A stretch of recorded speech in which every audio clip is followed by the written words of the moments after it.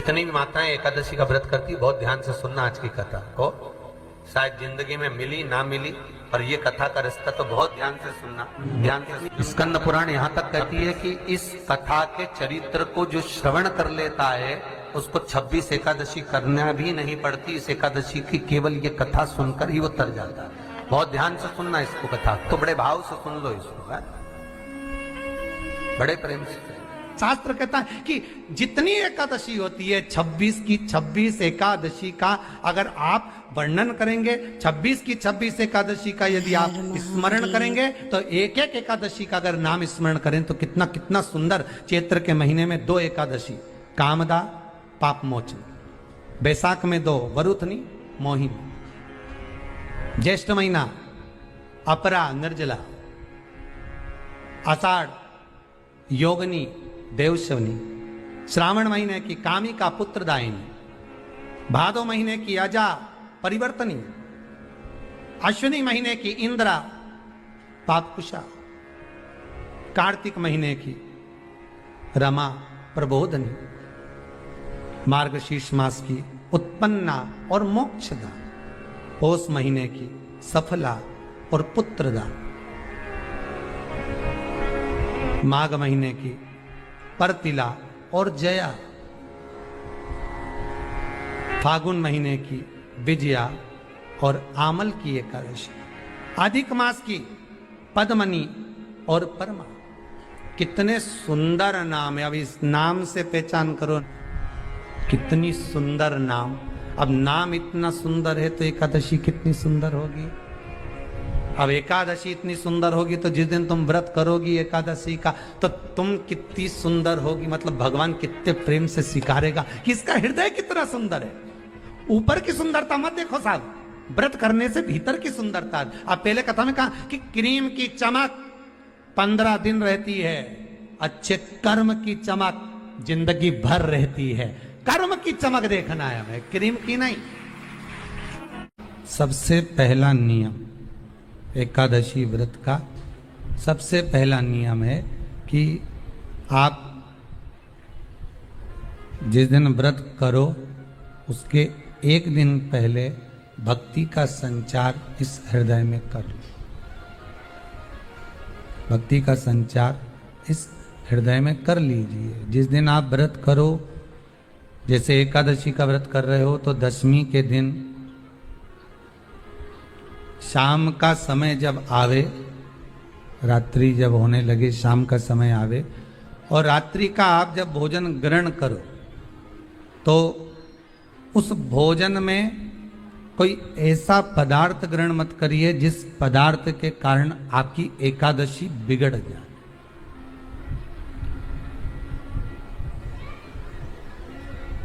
कोई बेकार भोजन में ग्रहण नहीं करना, श्रेष्ठ भोजन ग्रहण करिए दशमी के। और एकादशी का दूसरा नियम बहुत ध्यान से सुनिएगा। जिस दिन आपकी एकादशी का व्रत हो उस दिन प्रयास करिएगा कि अपने हाथ से किसी भी वृक्ष की कोई पत्ती टूटे ना। अपने हाथ से किसी भी वृक्ष की, पौधे की, किसी भी वृक्ष की पत्ती अपने हाथ से ना टूटे। बहुत ध्यान दीजिएगा महाराज। एकादशी का ये दूसरा नियम है कि अपने हाथ से किसी पौधे की, किसी वृक्ष की, किसी डाली की कोई पत्ती टूटे ना, कोई पत्ती ना टूटे, इसका प्रयास करिए।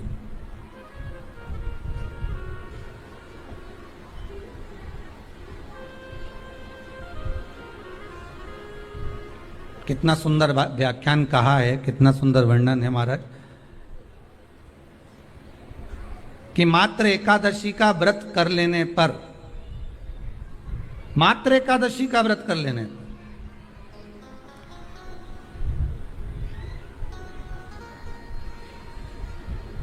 जो पूर्व में किया गया हमारा पाप कर्म है, हमने किसी जीव की हत्या करी है, हमने किसी को कष्ट प्रदान करा है, हमने किसी को अपशब्द कहा है, हमने किसी को ताने दिए, हमने किसी को आड़ा टेढ़ा कहा है, हमने किसी को गालियां दे दी है, मात्र एकादशी का व्रत ही कर लेने पर ये सारे जो दोष हैं वो समाप्त हो जाते हैं।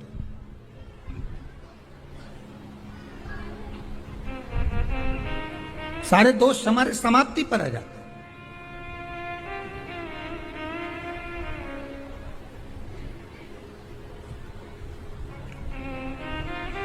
अब एक विचार करिएगा थोड़ा सा अपने मन में, अपने चित्त में, अपनी वृत्ति में एक बात उतारिएगा, एक अपने मन में एक बात को उतार कर रखिएगा कि आप अपने पाप को, अपने पाप कर्म को जिस दिन क्षीण करने वाले हो, समाप्त करने वाले हो, अपने पाप को आप जिस दिन समाप्ति पर लेकर जा रहे हो, तो उसके एक दिन पहले आपको प्रसन्नता होना चाहिए कि नहीं होना चाहिए कि कल मेरा पाप कटने वाला है, कल मेरा पाप समाप्त होने वाला है, जो मैंने पाप कर्म करा है वो समाप्त होगा, जो मैंने पाप कर्म करा है वो कल समाप्त हो जाएगा। तो एक दिन पहले आपके चेहरे पर प्रसन्नता हो कि ना हो?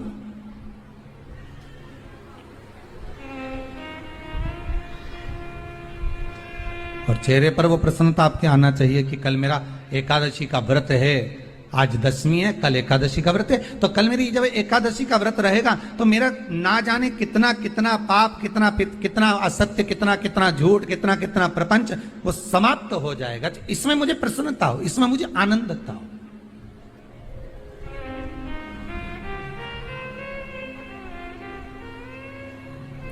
तो क्या कहा गया कि प्रयास करिएगा कि एकादशी के दिन कोई वृक्ष की, कोई डाली की, कोई कोपल की कोई पत्ती ना तोड़ी जाए। क्यों? तो कहा अगर उस पत्ती को हम तोड़ देते हैं, वृक्ष की पत्ती को या क्यारे में लगी हुई कोई डाली की पत्ती को हम तोड़ देते हैं, तो एकादशी का पुण्य फल प्राप्त नहीं होता, एकादशी का कोई फल हमारे खाते में नहीं जाता, पुण्य फल प्राप्त। अब फिर भले तुम चाहे तुमने मोरधन खाया हो, चाहे तुमने फिर चिप्स खाई हो, चाहे तुमने फिर व्रत का कितना ही सामान खा गए हो और तुमने सोचा कि आज मेरी एकादशी है, तो फिर उसका कोई फल प्राप्त नहीं है, उसका कोई सुख प्राप्त नहीं है आपको, फिर उसका कोई आनंद प्राप्त नहीं है आपको, तो उसमें कोई आनंद की अनुभूति आपको नहीं मिल रही। को याद रखिए, गौदान और एकादशी, श्रीमद वल्लभाचार्य जी ने मायावत का खंडन करा था जगन्नाथपुरी में, और श्रीमद वल्लभाचार्य जी ने कहा था एकादशी मरने के बाद मत दो, एकादशी जीते जी दो। कहा था कि नहीं कहा था? जीते जी दान करिए। इसलिए जगदीश में, जगन्नाथपुरी में एकादशी उल्टी लटकी हुई है। करें अपने दर्शन, जगदीश में एकादशी को उल्टा लटकाया। क्यों? क्योंकि वल्लभ ने कहा कि एकादशी जीते जी दो। कई पंडितों कहते हैं तुम्हारे दादाजी मर गए, जब 12वें का दिन होता है ना तो पंडित जी संकल्प छुड़ाते हैं, दो एकादशी। बड़े बेटे ने 5 दे दी, छोटी बहू ने 3 दे दी, उसने 2 दे दी, उसने 2 दे दी, तो क्या तुम्हारे दादाजी भिखारी थे जो तुम्हारी एकादशियां लेकर जाएंगे? और तुम कौन होते हो दादाजी को एकादशी देने वाले? तुमने कौन सा इतने पुण्य कर लिए जो तुमने एकादशी दे दी? एकादशी के दान की महत्वता श्रीमद वल्लभाचार्य जी ने कहा कि कोई व्यक्ति अगर खटिया पर सड़ रहा है, पलंग पर तड़प रहा है, हॉस्पिटल में पड़ा हुआ है, तो निवेदन है कि उसको देखने जाओ तो अपनी करी हुई एकादशी में से 2 एकादशी का दान उसको तुरंत दे दो। क्यों? तो जिससे उसको मोक्ष मिल जाए, मरने के बाद नहीं, क्योंकि मरने के बाद तो वो 10वें के दिन, गरुड़ पुराण में लिखा है 10 दिन तक जीवात्मा घर की अटारी पे रहती है। कितने दिन? 10 दिन। 10 दिन के बाद जीवात्मा चली जाती है। कहां जाती है? उसको जहां जाना है। 3 दिन में उसको भोग भोगना पड़ता है जीवात्मा को। 3 दिन नरक का भोग भोगती है, उसके बाद स्वर्ग का भोग भोगती है। 18 दिन में ये प्रोसेस पूरी हो जाती है। कितने दिन? 18 दिन। 18 दिन के बाद में उस जीवात्मा को धान के खेत में पटका जाता है। किसके खेत में? धान के, चावल के खेत में। इसलिए कहते हैं एकादशी के दिन चावल मत खाओ। कहते कि नहीं कहते? और क्या कहते हैं? द्वादशी के दिन चावल खाना जरूरी है। एकादशी का पालना करना है तो द्वादशी को चावल का 1 ग्रास खाओ, तब द्वादशी को चावल खाओगे तो एकादशी लगेगी। चावल नहीं खाओगे तो एकादशी नहीं लगेगी। द्वादशी को चावल खाना जरूरी है। क्यों कहते हैं? क्योंकि धान के खेत में जीव को छोड़ा जाता है, उस धान के खेत में, चावल के खेत में जीवात्मा रहती है, उसको चिड़िया खाती है तो चिड़िया के रूप में जन्म लेता है, मनुष्य खाता है तो मनुष्य के रूप में जन्म लेता है। इसलिए एकादशी के दिन चावल नहीं खाया जाता, क्योंकि एकादशी के दिन हम चावल खाएंगे तो जीव हत्या का दोष लग जाएगा। फिर कब खाना है? द्वादशी के दिन। द्वादशी के दिन क्यों खाया जाता है? क्योंकि हम एकादशी के व्रत करे रहते हैं और पहला घासा जब चावल का खाते हैं तो अपनी करी हुई एकादशी का पुण्य जितने जीव हमारे मुंह में जाते हैं उनको उसका पुण्य मिल जाता है और उनका फिर जन्म नहीं होता, वो तर जाते हैं, उनको एकादशी का भाग मिल जाता है। इसलिए कहते हैं एकादशी को चावल मत खाओ, पर द्वादशी को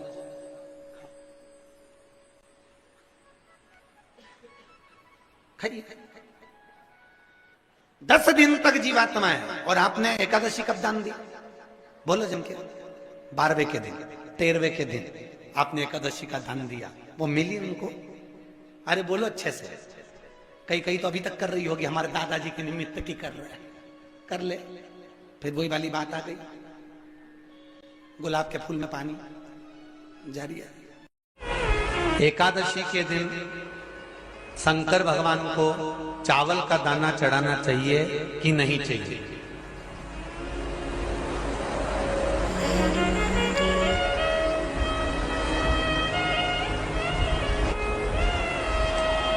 बीमार व्यक्ति से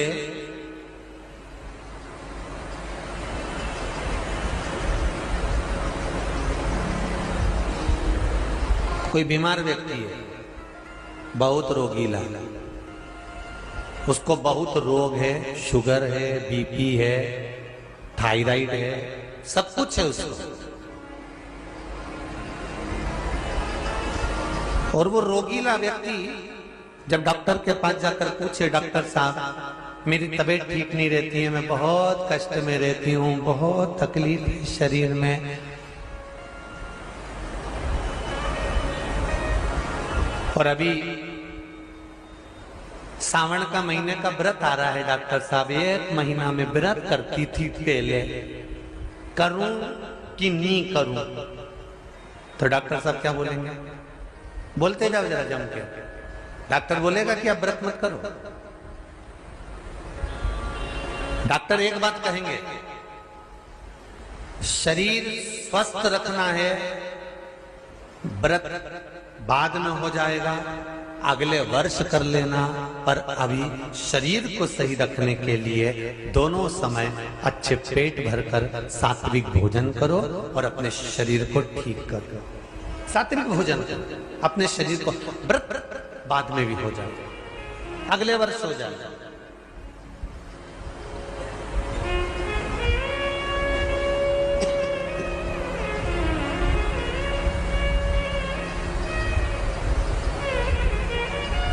अभी तुम थोड़ा सवेरे 2 बिस्कुट ले लिया करो, सुबह नाश्ता ले लिया करो, भोजन ले लिया करो, फिर दोपहर में कुछ हल्का फुल्का लेकर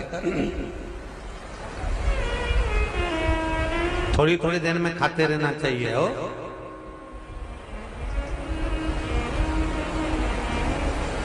थोड़ा थोड़ा खाओ, थोड़ी थोड़ी देर में खाओ, एक साथ सुरसा जैसे मत निपटा जाए, थोड़ा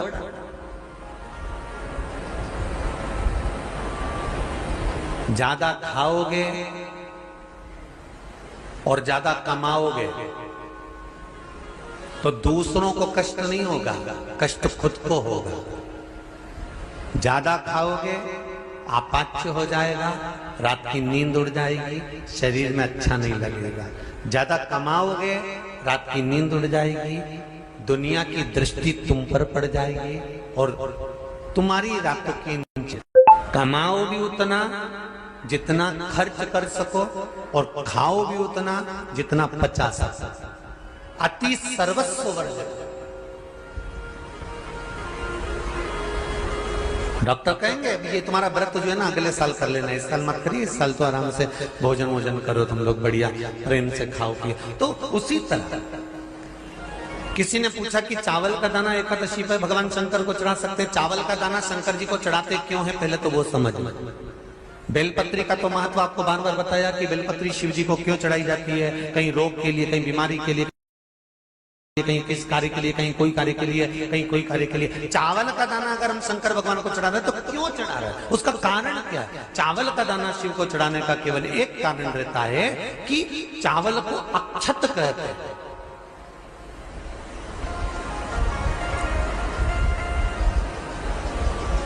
अक्षत का मतलब होता है अक्षय।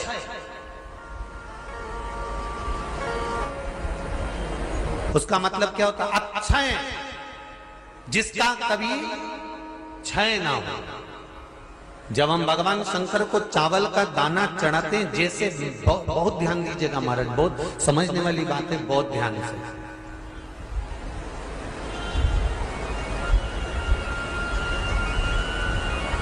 चावल का दाना हमारे मस्तक पर तिलक करने के बाद पंडित जी क्यों लगाते हैं कि भगवान जैसा समय आज चल रहा है, आप पूजन कर रहे हो, पाठ कर रहे हो, दान कर रहे हो, पुण्य कर रहे हो, सत्कर्म कर रहे हो, भजन कर रहे हो, मेरा देव अधिदेव महादेव, मेरा नारायण, मेरा सत्यनारायण भगवान, मेरा राम जी, मेरा विष्णु जी, मेरा भागवत मैया, मेरी रामायण मैया, ब्राह्मण मस्तक पर तिलक लगाने के बाद चावल इसलिए लगाता है कि जैसा समय आज चल रहा है, भगवान तुमको ऐसा ही समय बनाकर रखे और तुम ऐसे ही चार चांद लगाते रहो, दान पुण्य संकीर्तन करते रहो। इसलिए मस्तक पर चावल का दाना लगाया जाए।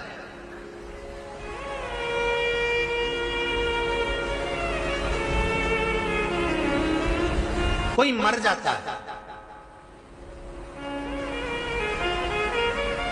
मरने के बाद जब तक पगड़ी नहीं होती तब तक माथे पर तिलक, चावल का दाना लगाया जाता है। जम के बोलो जरा, नहीं लगाते। किसी पंडित जी से पूछो, ब्राह्मण देवता से पूछो, ब्राह्मण देवता ये कोई मर गया, और हमारा तो नियम है कि हम सिर पे तिलक लगाते हैं, चावल लगाते हैं, या पंडित जी से हम तिलक लगवाते हैं, मंदिर जाते हैं तो मंदिर में जाके तिलक लगवा के हम चावल का दाना लगवाते हैं। क्यों नहीं लगाते? उसका कारण क्या है? जब किसी के मरने के बाद 10 दिन तक, 12 दिन तक मस्तक पर तिलक क्यों नहीं लगाया जाता? 10-12 दिन तक माथे पर तिलक या चावल क्यों नहीं लगाया जाता? उसका कारण है कि ये जो समय आया है, तुम्हारे यहाँ जो गमी हुई है, तुम्हारे यहाँ कोई मर गया है, तुम्हारे यहाँ किसी के प्राण छूट गए हैं, तो ब्राह्मण इसलिए तिलक नहीं लगाता आपको, इसलिए चावल का दाना नहीं लगाता कि ऐसा दिन भगवान अब ना लाए, इसको अमर ना करे, इसको अक्षय ना करे, इसको प्रबल ना करे। और जब चावल का दाना, तो यहां शिव महापुराण की कथा करी, चावल का दाना हम शिव जी को क्यों चढ़ाते हैं, भगवान को क्यों समर्पित करते हैं, भगवान की पूजन में अक्षत क्यों समर्पित करते हैं, चावल क्यों समर्पित करते हैं, उसका कारण क्या है? तो कहा आज मैंने जब चावल का दाना आपको समर्पित करा है, जिस भाव से, जिस विश्वास से, जिस श्रद्धा से, जिस मन से मैं आपको रिझा रही हूं, हे भोलेनाथ मेरी ये मनोकामना पूर्ण कर, इसको अक्षय कर देना, इसको अमर कर देना, बस इतनी कृपा आप कर। अब किसी ने पूछा एकादशी के दिन चावल चढ़ाए कि नहीं चढ़ाए, तो यहां तो सीधी सीधी बात है, बीमारी देखकर थोड़ी ना आती है कि नवरात्र चल रहे हैं कि सावन का सोमवार चल रहा है। बीमारी तो बीमारी। तुम चावल मत खाओ। तिरुपति कौन कौन गया? हाथ उठाओ। ठीक है। जगन्नाथ जी कौन कौन गया? हाथ उठाओ। हाँ ठीक है। द्वारका जी कौन कौन गया? हाथ उठाओ। ठीक है। बद्रीनाथ कौन कौन गया? हाथ उठाओ। ठीक है। एकादशी के दिन कभी तुम बद्रीनाथ चले जाओ, एकादशी के दिन तुम द्वारका चले जाओ, एकादशी के दिन तुम तिरुपति चले जाओ, एकादशी के दिन तुम जगन्नाथ चले जाओ, एकादशी के दिन तुम्हारी मर्जी पड़े भगवान के किसी धाम में चले जाओ और भगवान को भोग लगाओ और उनकी थाली को झांक कर देखना, उसमें चावल जरूर मिलेगा। उसमें ऐसा नहीं है कि चावल नहीं मिलेगा। बद्री नारायण में भगवान को चावल का भोग लगा हुआ मिलेगा, द्वारका में चावल का भोग लगा हुआ मिलेगा, आपको जगन्नाथ में चावल का भोग लगा हुआ मिलेगा, तिरुपति में मिलेगा, द्वारकाधीश में मिलेगा, नाथद्वारा में मिलेगा, सांवरिया सेठ में मिलेगा, काकरोली जी में मिलेगा। आप जहां जाओगे वहां पर एकादशी के दिन भगवान को चावल आएगा, क्योंकि भगवान के लिए परहेज नहीं है। जो काम में डूबा हुआ है, जो आसक्ति में डूबा हुआ है, जो लोभ में डूबा हुआ है, जो वासनाओं में डूबा हुआ है, जो तृष्णा में डूबा हुआ है, हर महादेव। और जो माता के गर्भ से जन्म लिया, एकादशी के दिन चावल उसको नहीं खाना। बहुत सुंदर संवाद है, ध्यान दीजिएगा।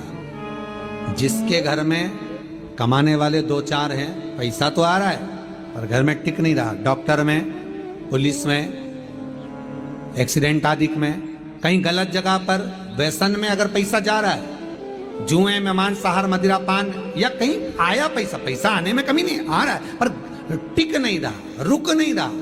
कोई मांगने आ गया, दे दिया, फिर वहां से अपने पास नहीं आ रहा, अपन कह रहे हैं भैया हमारा पैसा लौटा दो, नहीं आ रहा। तो महाराज शिव महापुराण की कथा कहती है, एकादशी के दिन गंगा के जल में मात्र 7 बेलपत्री डालकर जो नंदीश्वर भगवान अर्थात जो शंकर जी के शिवलिंग के सामने नंदी होता है, उस नंदी के चरण पर गंगा का जल चढ़ाकर बेलपत्री शिव पर समर्पित कर देता है, उसके घर में रुपया रुकना चालू हो जाता है, फिर वो गलत जगह पर नहीं जाता, गलत स्थान पर वो धन जाएगा ही नहीं।